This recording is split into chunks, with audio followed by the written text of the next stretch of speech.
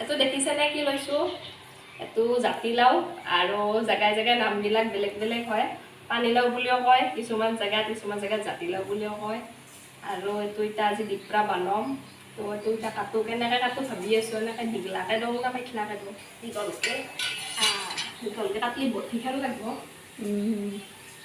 আজি ক'বা লৈছোঁ লাওৱে কাটা যায় না হাতে কাটা যাব দে।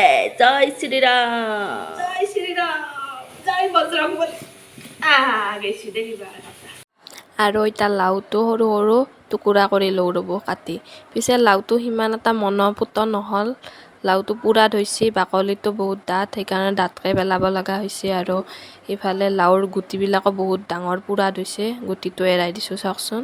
আৰু তথাপিও কিবাকৈ হ'লেওতো খাব লাগিব, আৰু লাওটো খাৰ চাৰ দি হ'লেও বনাই খাম আৰু। পিছে ভিডিঅ'টোৰ পৰা এইখিনিতে আজি বিদায় লওঁ, বাই বাই।